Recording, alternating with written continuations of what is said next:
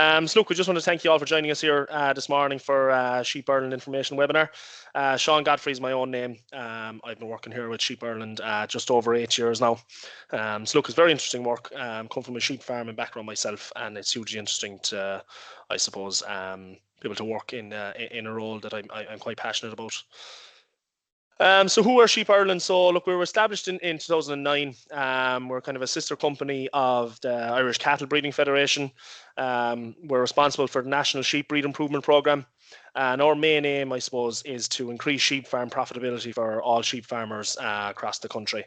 And I suppose we're probably best known for producing the Eurostars for pedigree sheep that commercial farmers see in catalogues and on ram search, etc. So I suppose this is just a brief overview of our Sheep Ireland's network. So this is just a snapshot of where it was back in 2012. Obviously, we're by the Farmer of Agriculture. We had our Lamb Plus performance recording program. We had our central progeny test program, which began back in 2009 as well.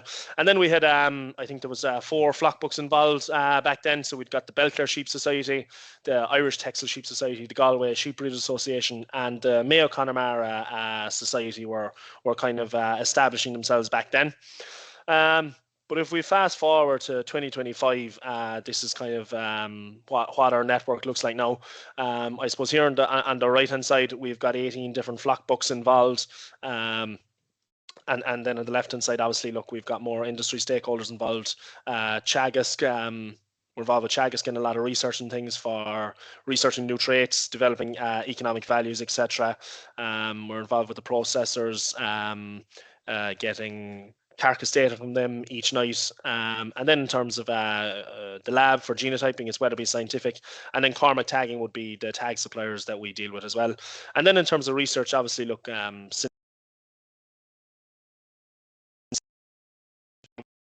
projects, OVData, OVFEC for developing fecal egg count indexes, OVGen genotyping project for pedigree animals back around 2015, and Sustain Sheep, something, and Grass to Gas, all involved around kind of methane and methane production from sheep, etc. So our structures and programs are sources of data. So look, the vast majority of our data comes from our Lamb Plus performance recording flocks, either pedigree, commercial or hill farmers just recording in the program. Our central progeny test, so it began with I think five flocks, roughly around 2,500 ewes. They were all commercial flocks funded by Sheep Ireland. And then Teagasc Better Farm programs and industry demonstration farms. So we're getting a lot of data from Teagasc there, from their demonstration flocks and their research flocks. Look, then in terms of funding, look, we're funded by the Department of Agriculture, some obviously farmer levies that's collected by the processors, and then the Lamb Plus fees that we collect from our Lamb Plus breeders each year.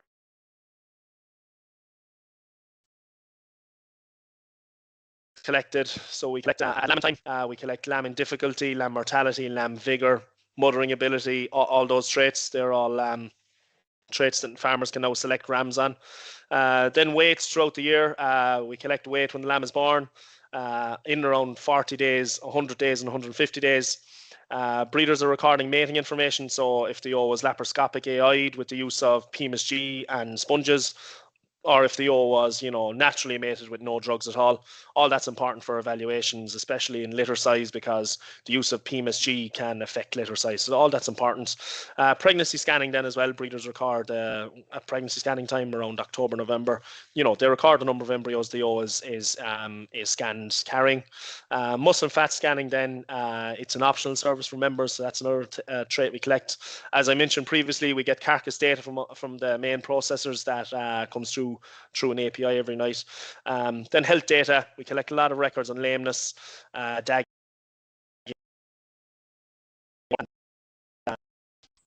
suppose recently we've been doing a lot of data collection in fecal egg counts. Obviously, that's a hugely important trait with rise in anthelmintic resistance. We're hoping to develop a fecal egg count trait where farmers can select rams who are predicted to be more resistant to worms. And then obviously methane data as well. Look, that's a huge topic with climate change also. So I suppose, why do we need Eurostars?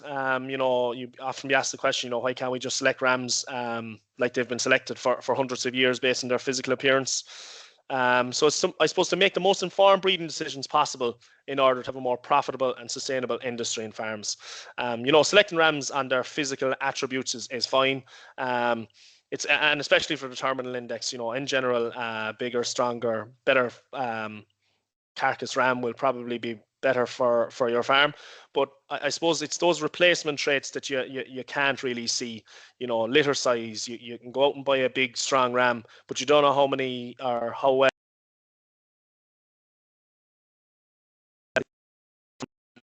rams. And the other one then is obviously milk production. You can't tell how much milk a ram's daughters are going to have just by looking at the ram alone. So that's why Eurostars are important. We collect a lot of data for that, and that's why they are important for farmers to use them as a tool when selecting their stock ram. So I suppose the Eurostars, I kind of like to describe them as a kind of a CV for rams or for yos, whatever you're purchasing. It just gives you an idea of how that ram will perform. In life, if any of us are ever going for a job or anything, the first thing that we'll be asked for is hand in your CV. It gives an employer, I suppose, an idea of our past education, our past work experience, etc. And the Eurostars are kind of very similar for a ram. It just gives the employer, which in this case is the farmer, an idea of how that ram could potentially perform in his flock, in his business, and how we can add value, or in some cases, take value out if the ram isn't going to perform very well. So why are EBVs important? So in this instance, we've got two breeding lambs. It's got super grass, and then in farm B, not very extensive, not feeding the lamb, poor grass, poor management, poor husbandry practices, etc. So obviously in farm A, you're going to have these two sets of twins one go to farm A, one farm B. One performs very well because of the management. The other one doesn't perform so well. And the phenotype of the animal. In this instance, the lamb in farm A, nice looking lamb, good condition, good flesh. That phenotype is determined by, the lamb's genotype and its environment. Obviously, the environment is helping it, but also its genetics is helping it. And then obviously in farm B, look, it's the same. The lamb has got pretty much the same genetics, but obviously the environment is affecting the lamb in this instance. So the lamb weight is determined by the genetics and the farm effect. So this is just an example here of lamb growth rates and which ram is the best. So in this instance, we've got 3 farms and we've got 3 different rams. So if I'm looking at this from the outset, you would say, okay, the blue ram here is the best. It's grown at 350 grams per day. But then when we put in a common ram between the 3 farms, then we add in the purple ram. So in farm 2, the purple ram is outperforming the blue ram, and the purple ram in farm 3 is outperforming the red ram. But then when we come back and look at farm 1, the green ram is in fact outperforming the purple ram. So this is where the farm effect comes into play. Obviously, there's something going on in this farm. It's either, they're not maybe being creep fed, or they haven't got access to good quality grass. So what we would expect is that if you put the green ram into farm 2 and farm 3, it would also outperform the purple ram, and in turn it would also outperform the blue and the red ram. So that's where genetics comes into play. Hugely important that we get the right genetics into our farms to perform as best as possible. So I suppose this is just a look then at the relative emphasis that we have on our Eurostar indexes. So we've obviously got 2 main traits. We've got our terminal index and we've got our replacement index. All our traits that we have, they go into the replacement index, but not all traits go into the terminal index. So obviously, if you're buying around for terminal purposes, you don't really need any, he doesn't have to be good for litter size or milk or mature weight or anything like that.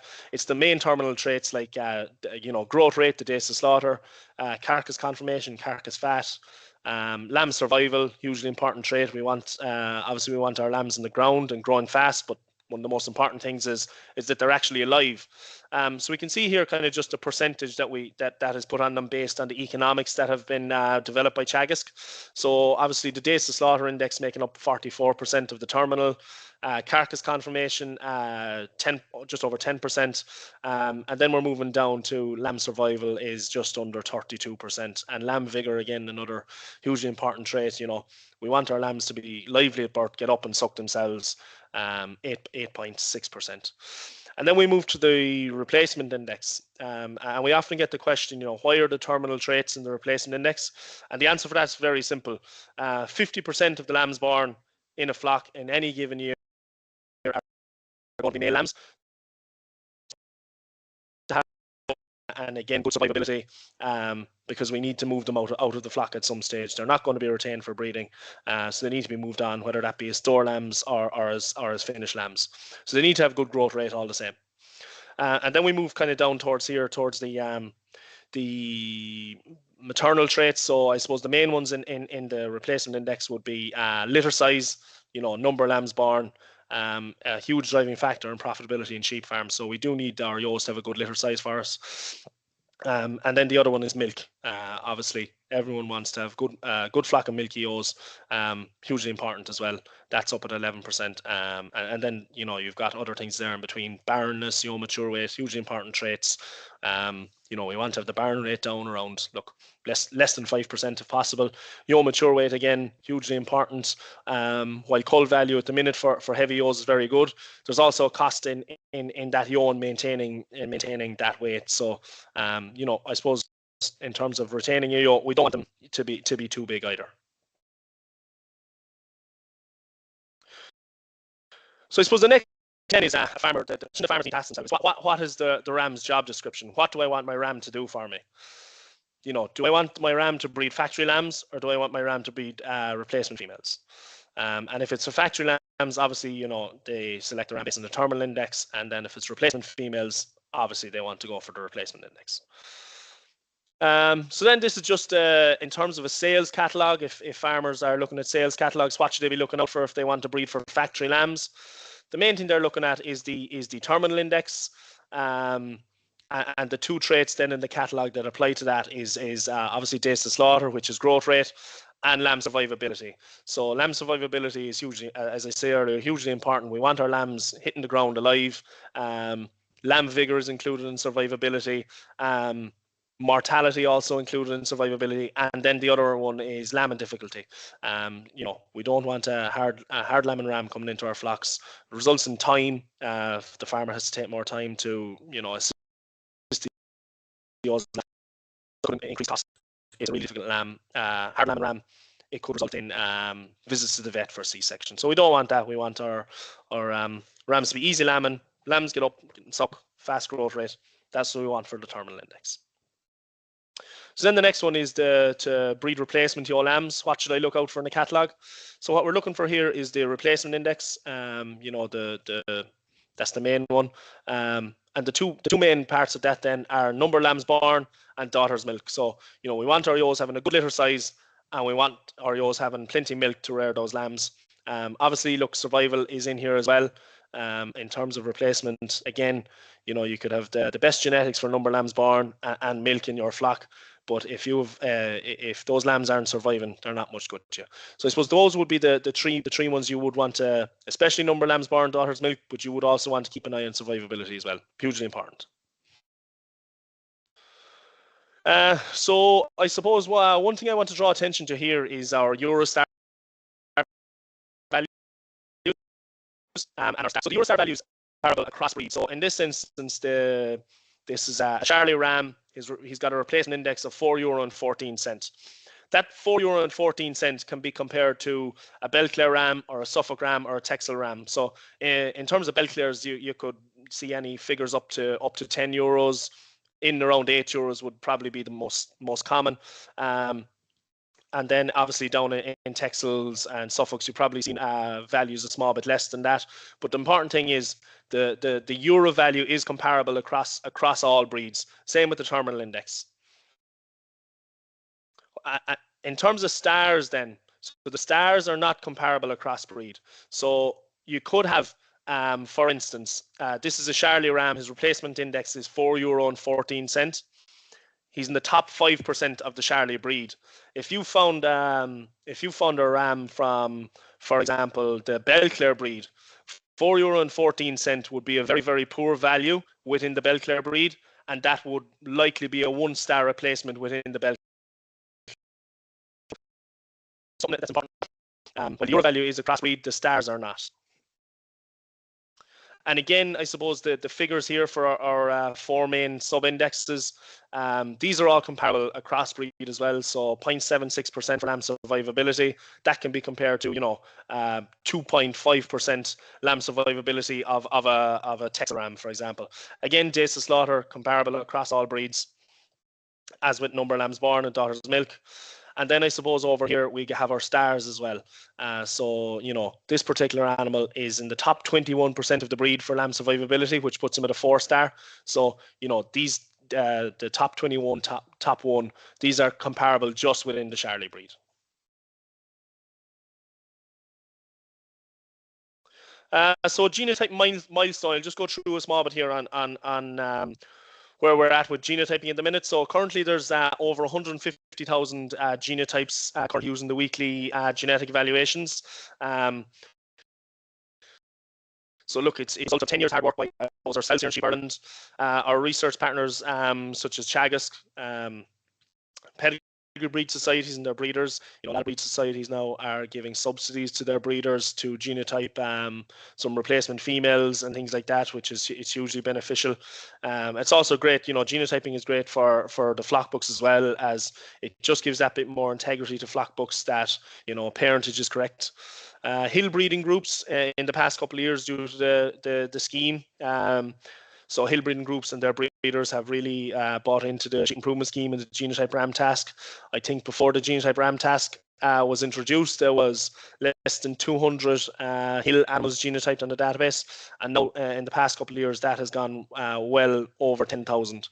And then the last one is the Lamb Plus breeders. Look, the Lamb Plus breeders are, at the end of the day, they're the ones putting the money, their hand in their pocket to pay for these genotypes.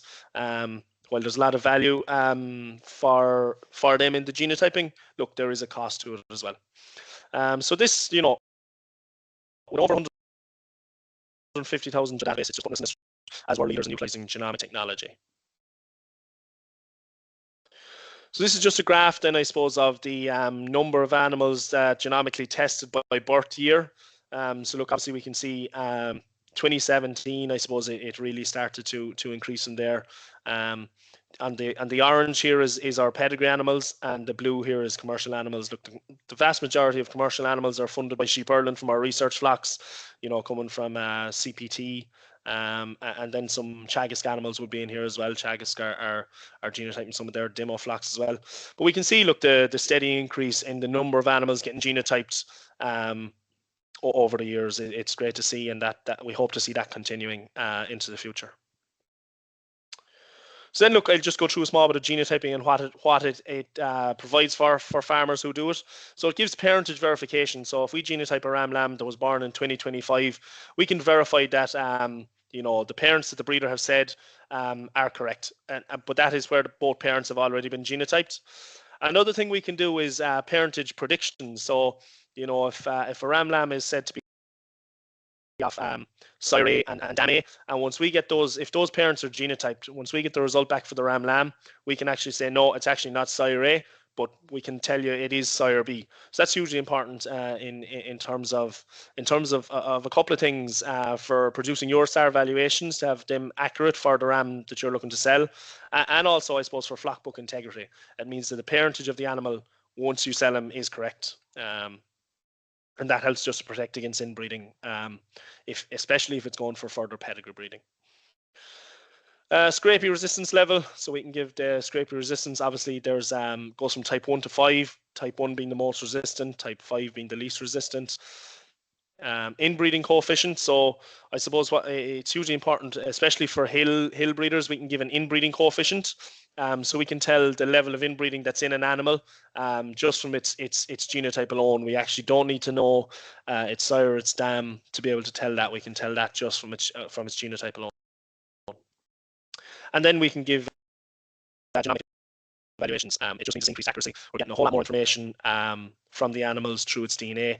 We can use all the 150,000 genotypes that we have, along with the phenotypes that has been collected on those genotyped animals, to help predict more accurately how the animal will perform going forward. And then look, we've the genetic matrix relationship, so that's available to all farmers now. To if a farmer had bought a genotype ram 2 or 3 years ago, and they're potentially interested in buying a new genotype ram, they can compare the relationship of those two rams to see if there's a level of inbreeding between them, just to protect against inbreeding in their own flocks. So if before I move on, is there any questions that anyone wants to ask, or if you're happy to drive on, we can have maybe questions at the end.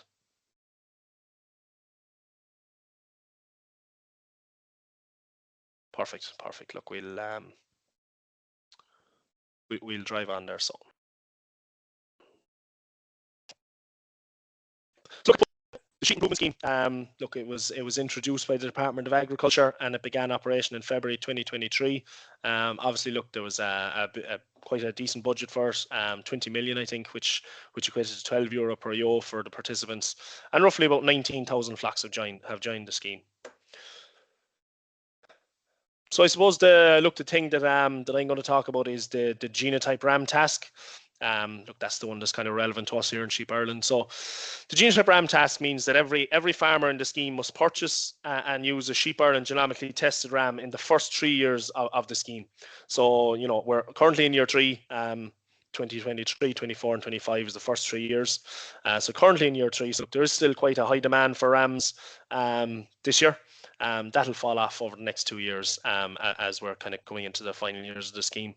But I suppose, everyone has to buy a ram in the first 3 years of the scheme, and then anyone who has over 150 ewes in their reference number has to buy a second ram in any year after they buy their first ram. So, if you've over 150 ewes, you could buy a ram in year 1 and year 5, or you could buy a ram in year 1 and year 2, or it could be year 3 and 4, whatever, as long as you buy the ram in the first 3 years and any other year after that. So the criteria then, look, the criteria for the scheme is relatively straightforward. Whether it be a lowland ram or a hill ram, look, the scrapie type has to be 1, 2, or 3.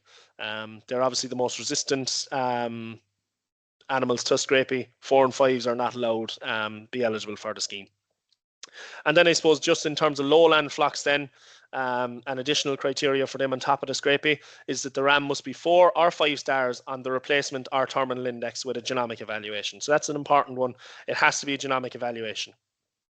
And then for hill flocks, your hill rams, the Blackface Mountain and Cheviot type rams, the additional criteria for them is that they must be sire verified. So there's a lot of genotyping going on within hill flocks at the minute, but the main thing is that the ram you're looking to sell and his sire is genotyped, and we can verify them and match them up to each other. I suppose it's important to note as well that for hill flocks, they're not confined to selecting a hill ram. They can select a lowland ram, but the lowland ram must meet the lowland criteria. So, if a flock is defined as a hill flock, they can go out and buy a Belclare or a Texel or a Vindine ram, but that ram must be scrapie type 1, 2, or 3 and have 4 or 5 stars on the replacement or terminal index. So that one is important. So I suppose SIS eligibility proof. So I suppose a lot of questions we've been getting asked is, how do I prove that the ram is eligible? So in most instances, going to a sale, if farmers go to a society sale or a premier sale or even the Sheep Ireland sale, the SIS eligibility will be in the catalogue. So it's important, if people buy a ram based on the catalogue, keep the catalogue just in case they're inspected.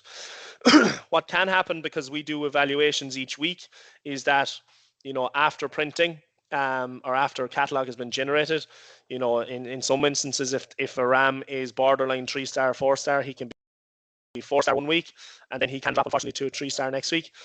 If the ram is a 4-star in the catalogue, that will be fine as long as the farmer does keep the catalogue as proof for inspectors when they come. You can also check, another place you can check is on the ram search on the day of purchase. Just check to make sure that the ram is eligible. That's especially important if buyers are going to breeders' yards to buy privately, or if there's no catalogue available for a ram on the day, if it's just a general sheep sale, they can check the ram's tag number on Ram Search, and that can be accessed easily online. So I suppose this is in terms of a catalogue. This is just an example of a catalogue, and we can see here, this ram is eligible for the sheep improvement scheme. There's an SIS green tick that says yes. So just get the farmer to, if they purchase a ram with a catalogue, just keep the catalogue, and there'll be no issues going forward then. I suppose one of the important messages that we would say is get out and buy early. There's we can see from our records here there's lots of SIS eligible rams out there, and they're out there to suit every farmer's needs. And I suppose the important thing is a physically correct ram goes hand in hand with the most suitable eligible ram when making a decision. Eurostars are only a tool to help farmers in selecting breeding rams, but the most important thing is that the ram is also physically correct. Farmers shouldn't go and buy an SAS eligible ram that isn't physically correct. So similar then to every breeding season, getting out early when supply is plentiful. That's hugely important, and that ensures that the farmer has plenty of choice and gets a ram that meets their needs. Last minute purchases to pass the task could result in poorer choices.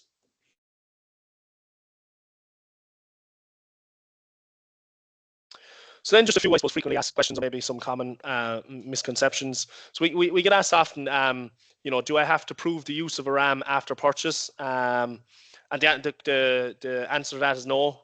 Farmers only need to prove that they purchased a ram. That's important. While I suppose we would encourage farmers to use the ram. They're high genetic merit rams, and they should increase the profitability of the farm. We would encourage farmers to use the ram. You don't have to prove that you use the ram. How do I prove SAS eligibility on the day of purchase? So I suppose what the farmer will be asked for from a department inspector, they look for the dispatch docket that you got with the tag number of the ram, and obviously the date will be on that. And inspectors are able to check the eligibility of all rams on Ram Search. But also, the sales catalogue that I mentioned earlier will be useful as well to have to show to an inspector. Is being genotyped the only criteria? So we often get asked that. So unfortunately, it's not. So the rams must meet all criteria after being genotyped, which was outlined earlier. They must be SIR verified.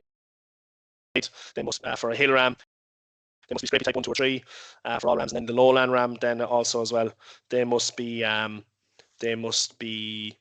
4 or 5 star on the genomic evaluation.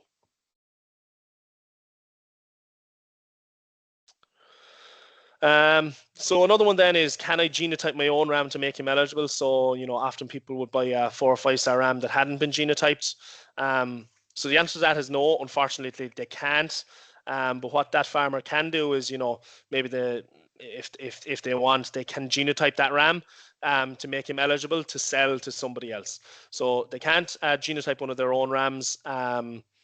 They can't genotype one of their own rams for their own use, but what they can do, if that ram, has 4 or 5 stars and hasn't been genotyped in the past, they can go and get him eligible, or genotype him to try to make him eligible to sell on to somebody else. But what's important here is that the ram, if people are looking to genotype their own rams, the ram has to have been performance recorded or already on the database. If the ram isn't on the database, they won't be allowed to do that. So I suppose my genotype results came back today, and ram meets all criteria, but he's still not appearing as eligible. So this is, I suppose, more relevant to people who are producing rams. So we get asked that question every week. So rams must have a genomic evaluation after the genotype result is back. So we often get results back from the lab on a Tuesday and a Thursday. The evaluation doesn't start until generally a Saturday morning at 9 o'clock. So all those results have to go through an evaluation, which then gets published on the following Tuesday. So look, there is a period of time there where the animal will have its genotype result back, but won't be eligible for the scheme of up to a week. So look, we do produce evaluations every week, and that's how rams become eligible. Does the ram have to be 5 stars in both indexes? No. Absolutely not. The ram only has to be 4 or 5 stars on either the replacement or terminal index. So you could have a 1-star replacement, 4-star terminal. That ram is eligible for scheme, and vice versa. It just has to have 4 or 5 on one of the indexes. So obviously, look, it can have both if that's what people are looking for. They can do that, but it just has to be 4 or 5 on one of the indexes.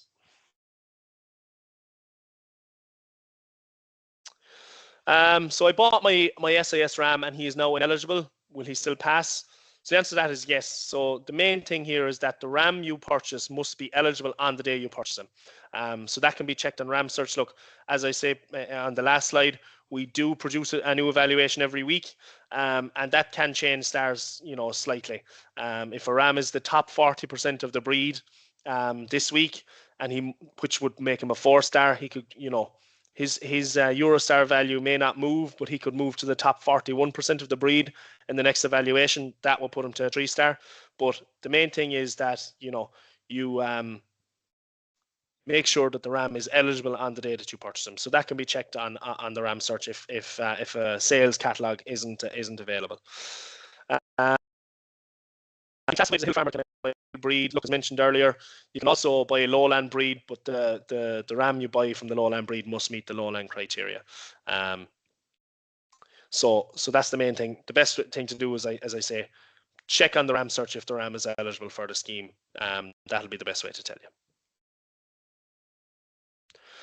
So then I suppose, look, we haven't long to go then, and we can just take some questions. Where to find performance recorded rams? So look, I've mentioned it several times throughout the presentation. The RAM search, it can be found on www.ramsearch.ie. What I'll do afterwards is I'll send out. Look, we'll share the slides and we'll send out some links to everything we're talking about here in terms of the RAM search. Great. It's a great tool. Wherever you're from in the country, you can, if you're down in Cork, you can select Cork, you can select Charlie's in Cork, you can select hoggets or lambs. You can, if you want to be 5-star terminal, you can select that. So there's loads of different filters here. And another thing that's also here as well is breeders. If you're just looking for a breeder that you can go to, as opposed to a specific ram, you can select for Charlie breeders in County Cork, and that'll give you a list of all the Charlie breeders in County Cork. Very useful tool for finding rams, and it's quite user friendly. So we'll just send out a link to the ram search afterwards for everyone to have a look, or maybe share with some clients. The other thing then, look, I suppose that's coming up is the Sheep Ireland Hill ram sale taking place in Manor Hamilton Mart on Friday the 10th of October. Look, probably expecting around 100 rams to be entered in that. Last year was the first year we done it. Very successful sale. So look, we hope to run this on an annual basis going forward. I suppose this weekend past, we had our lowland sale down in Kilkenny. There was over 600 rams entered into that sale. Look, it was a hugely successful sale as well.